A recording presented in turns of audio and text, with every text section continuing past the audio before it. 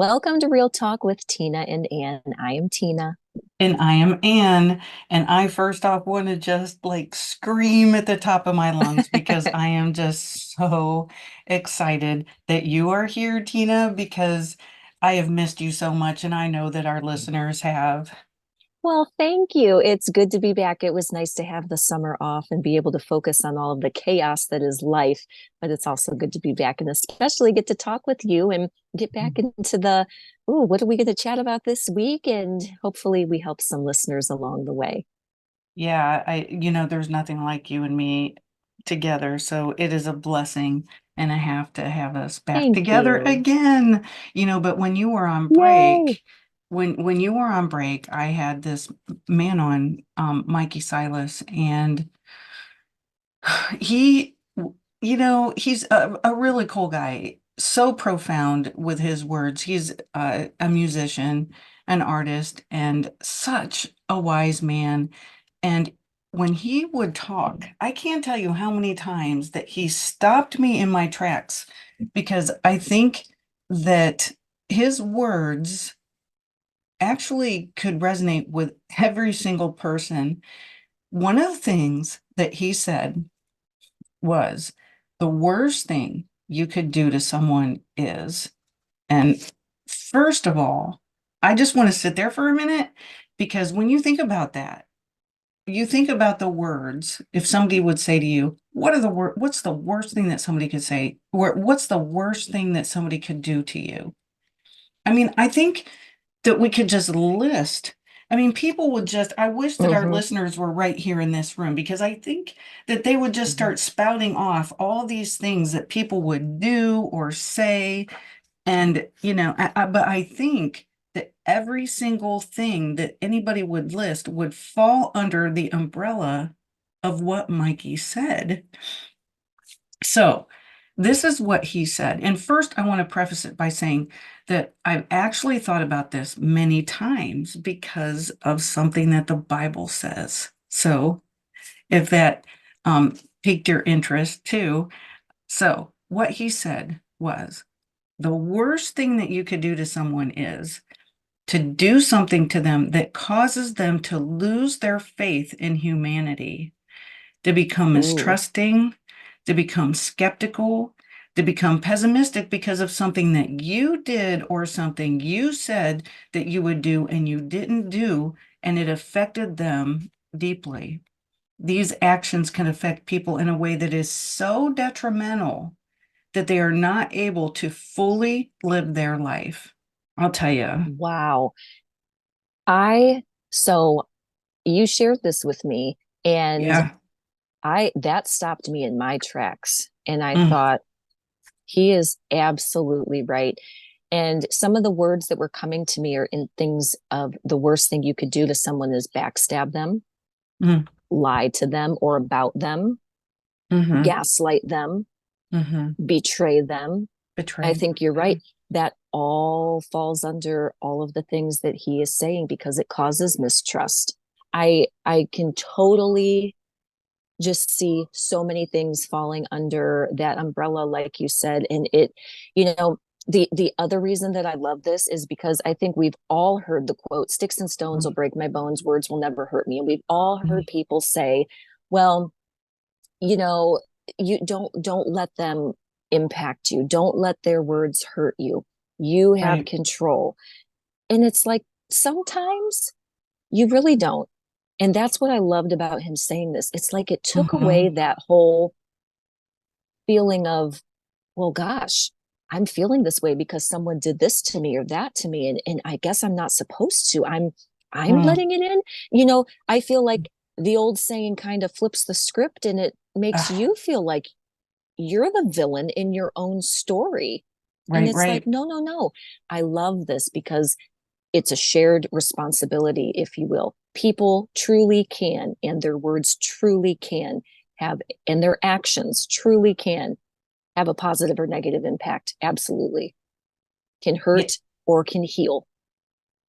yeah. Yeah. I mean, in this episode, like you said, I mean, this is a shift of how we have talked about this before in the past, I think, because normally, I'll say things like, it's my fault if I've allowed a person who has wronged me Right. deeply to affect my view of humanity or of myself, or if what they did or said stripped me of a little hope or maybe even a lot of hope. When in reality, here we are saying, what if their words or actions really did take away a little bit or Absolutely. a lot of who we are? Or what if they hurt us Absolutely. so much that it leaves us lying on the floor, either figuratively or literally, because I've had that happen to me literally. But can we get back up? Of course. Yes, we can. But I think that still a part of us is still lying on that floor. I think it can take a long time for every single piece of you to get back up. And, this summer was a fair amount of that for me in the youth sports world. I don't understand Mm, why youth sports is mm, so dramatic and cutthroat. We are not mhm, those people. And I won't even get into the whole thing, but a lot of the things I said, a lot of the things that Mikey Silas said, I can totally agree with because it happened to me and other people this summer. And I got to tell you, I was lying on the ground for a couple of days in complete and utter shock and disbelief over the way that some people can treat other people and how I sent a quote and I'm going to go back to it. And for anyone who subscribes to our newsletter, this will be in there too. But this is what in part healed me from some of the drama this summer and the okay. backstabbing and the lying and the betrayal and the gaslighting and everything. And it was, I don't know who the quote belongs to Mm, because this is the other thing. You always hear there are two sides to every story. mhm, Well, yeah, sometimes there's a side, sometimes there's a lie. Do you know what I mean? So mm, the quote that just stopped me in my tracks was stop choosing without knowing the actual story. You'll be mm, surprised how dirty some people are. Some people create situations and play victim. mm. Oh Isn't my that the gosh. truth? Well, I think that might be the definition of a narcissist. I'm not sure. I'm pretty sure. Hearing it that way, it was like, absolutely. Right. Absolutely. I'm sure so many of you who are listening can sadly nod your head in agreement too. Like, you're right. Some people really are dirty. They play the victim when they are, in fact, the villain. And that just gets under my skin. So, yeah, I do still think healing is possible. If you can be hurt, you can heal. Just like your body, if it's hurt, I think it can heal. Yeah. I truly believe that, but it does take time. And I do think then it takes boundaries put in place. I have some pretty thick, firm boundaries in place with several people, and I'm not sorry about it because my Right. peace is worth protecting. And if anybody who doesn't, who goes with the wrong crowd believes whatever garbage they're saying, then they weren't really friends with me anyway. So, Mhm. but it is hard. It definitely is hard. I think that you absolutely can get stuck on the ground for a while. And to be completely transparent, I'm not fully healed from the things that have happened, this summer with some people, in Mhm. part because, the ones that, people who maybe aren't that important to you, that's easier to just write off. But there were one or two that really surprised me and, really Are hurt my they, heart. were they closer to you? Because sometimes the ones who are closer to you are the ones that can hurt the most. Yeah. I mean, of the group, it was, one of my friend's dads felt like a brother to me, and he knew that because I told him that.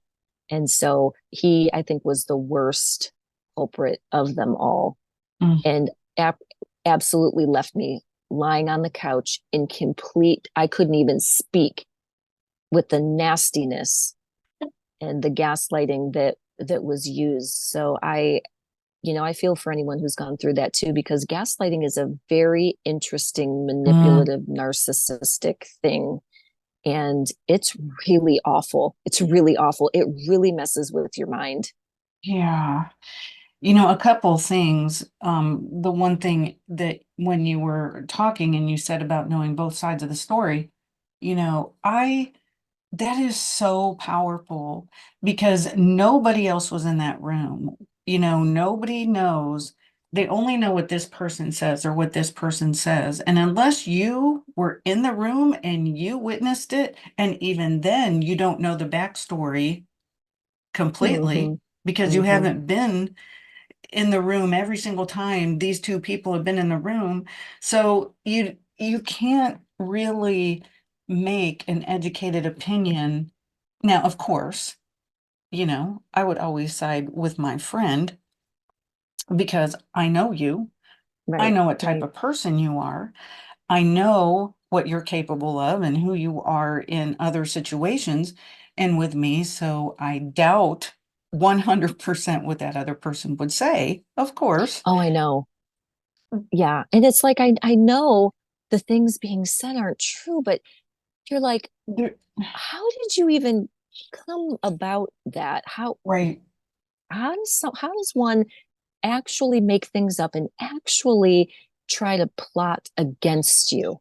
See, that's what I don't like. I don't like the feeling of knowing that someone is out to get me. And I'm Yeah. not sitting here playing the victim. So if anyone's like, "Oh, she's playing victim." No, I'm just telling you the truth. Mm. I don't like that feeling. And No, and and that's what's going on. I think, and I have a visual in my head every when you were talking of when anybody ever does anything to us, it's like this image of us. And like there's a little piece that just goes off and it's floating Hmm. away, and another piece goes off and it just floats away. So there's less of us each time. I've had my breath taken away when you talked about that. I've had my breath taken away from me and lost my voice at times from something that someone has done or said. And I'm not sure Absolutely. what the age cutoff is for this, but me, having read the Bible, and this has always stuck with me.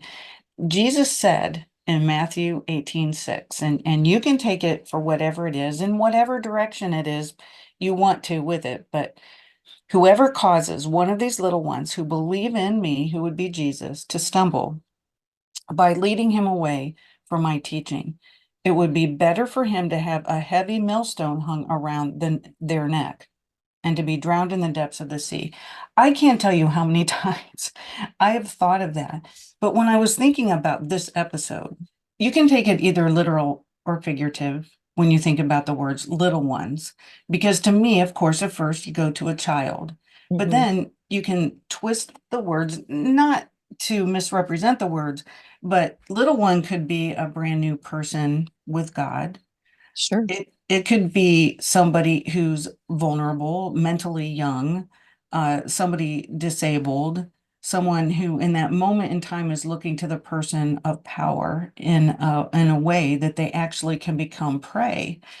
I would also take this to the point where if they're drawn away from God's teaching, like I just showed that visual, talked about that visual with those pieces, parts coming off of you, it's kind of like the same thing where every single time you're hurt, a piece of God could just go floating off, your belief in him and how you feel that he believes about you. I mean, I think that you could get harder and you would hurt more inside, period. Do you have any thoughts about any of that? I feel like that's where I'm at.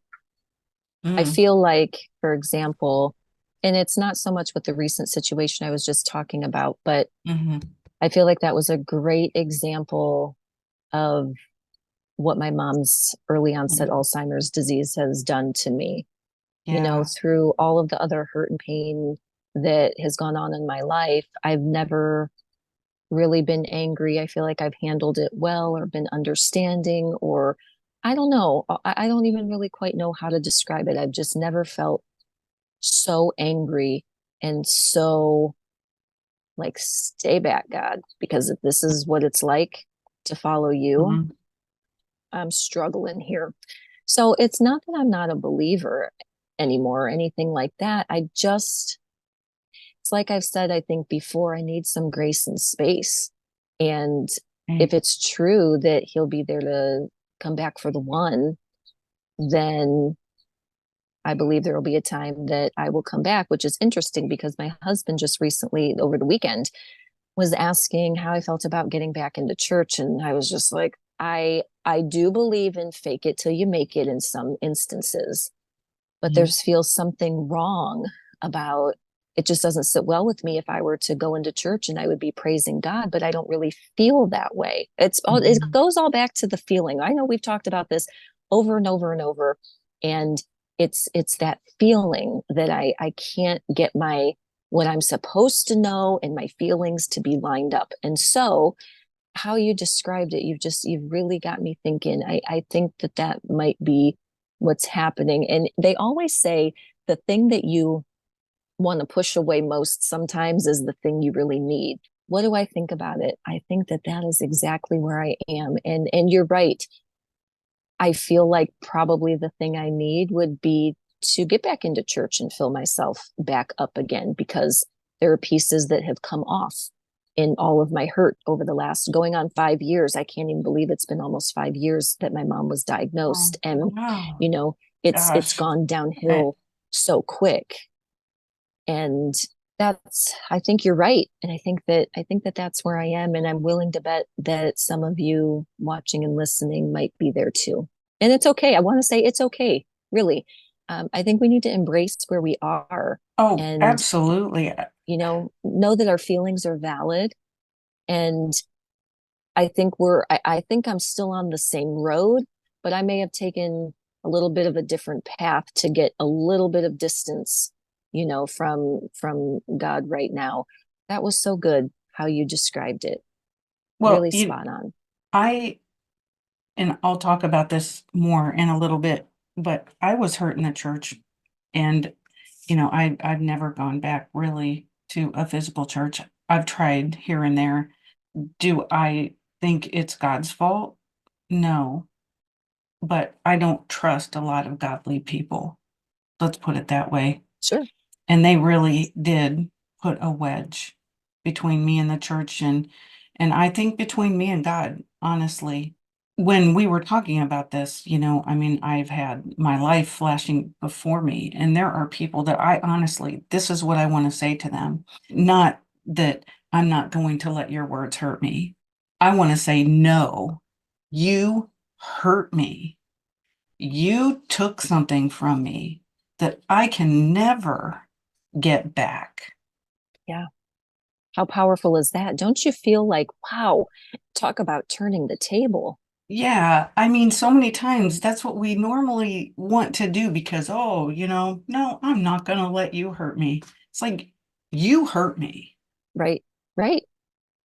And you know what, honestly, going back to what I was telling you about the situation in youth sports earlier, I think that's why I became a target, is because I put my foot down and I said, this isn't right. And because I didn't go with the crowd, because Right, it was right. wrong what was going on, then it came on me. And it's like, that's okay. Yes, was I hurt? Yep. Am I still healing? Sure am. But do I still stand my ground? Absolutely. No regrets. Yeah, it spoke of a child in that verse or a young person, however, like I said, however you want to use those words, because I think they can be used in many different ways.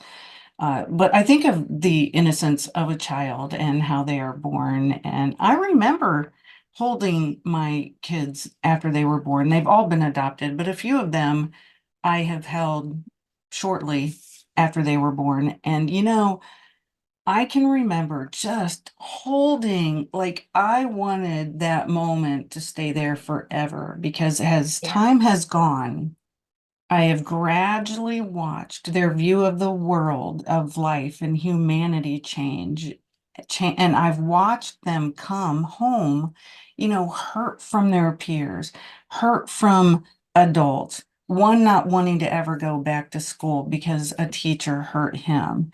My daughter being so mistrusting and having some mental health issues at such a young age because of the abuse that she's endured at such a young age before I adopted her. There is this show called Love on the Spectrum on Netflix, and it has this adult autistic man, and he is the absolute cutest, sweetest man. And I'll tell you what, if anybody hurt him, I would go after them. I mean, he's just so innocent. And I think that if no matter if you looked at him and hurt him with words or whatever, he would just smile back, and it just makes me so mad that people are like that. But I still think that even if that happens and he does smile back, that there's a piece of him that's going to be different. I really think that. And I think you absolutely could be right. So I want to tell you about a story that just happened recently. My youngest is 4 and he started preschool this year. It's a half a day and he goes in Mm, the afternoon. So yeah. he's been going for several weeks and I didn't realize how ready he was. I thought he would be my clinger to me and Oh, he was ready to spread his wings and fly. And so it's made the oh, transition for me easier because I cried the most sending him off because there's something hard about the watching baby. all of my last firsts. Yeah, go, right before my eyes. Yeah. So last week on Thursday, which was his last day of school for the week, I picked him up, he got in the van and he was visibly sad. And that's never happened coming home from school. And I said, buddy, how was your day? He said, I got in big trouble. I said, what do you mean you got in big trouble? What happened? He said, when I got to school, I was talking to a girl and showing her this little stuffed animal that he had gotten from the dentist's office earlier that day. He said, I was just talking and a teacher came by and told me to shut my mouth. And I Ooh. was like, what? He goes, yeah. He goes, it made me Mm, sad and it broke my heart. I said, oh, buddy, are you? I mean, he remembered it. It bothered him the whole day. So I came home and I sent a message to his teacher. I said, listen, this is what my son said. It wasn't you, but he's saying it was a teacher that said this to him. Could you look into it? So she looks into it the next day and says, I showed my son a picture of the teacher's aide. I can't remember the name of his teacher's aide. He said, yeah, that's who said it to me. He said, it was her. So I told his teacher that. She asks her, and she said, no, I didn't say that. And she didn't hear anybody say that to him. And she said, he's not shown any defiance at all. He's one of the quieter kids. And I was like, nothing, huh? And she said, no. And the teacher said, but I am going to keep my ears and eyes open. And I said, that's good because I really do believe my son.